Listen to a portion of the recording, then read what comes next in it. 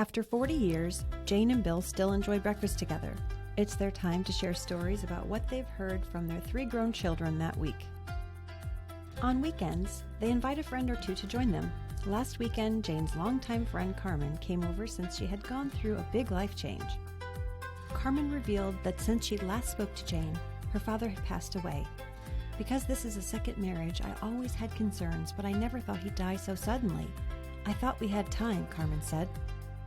Carmen went on to describe how her stepmother, who was 20 years her father's junior, did not let her or the rest of the family in to see their father while he was in the hospital.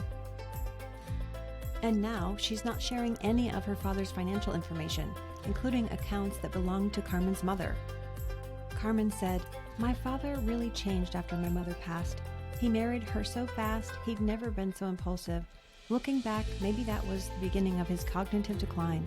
Now, my family won't see any of what my parents worked so hard to build," Carmen lamented. "This has been a real wake-up call. I know I need a will, but I don't know the first thing about it. I don't know how much it would cost, where to start, or what questions to ask."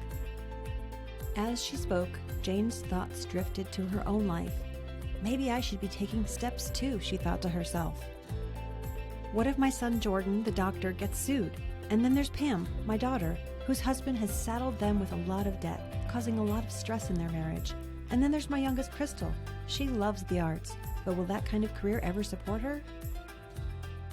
And God forbid I pass before Bill, and he remarries someone younger who doesn't have the best of intentions, like with Carmen's dad.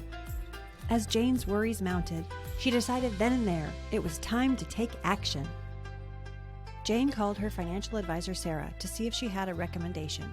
Jane was relieved to hear she did and recommended the legacy lawyers at Galligan and Manning. Sarah reassured Jane that these attorneys explain things so you can understand. They won't break the bank, and they actually listen to you instead of throwing a prepackaged plan at you. So, Jane set up a free initial consultation, and during the meeting was able to express her concerns about each of her children. Jordan as a doctor living in a litigious society, Pam with a spendthrift spouse, and young Crystal for whom Jane wanted asset protection until she comes of age. By the end of the 1-hour meeting, Jane was relieved. "I didn't know I could do all of that. I have so much more peace of mind now," she said. She thanked the legacy lawyers, and when she got home, the first call she made was to Carmen.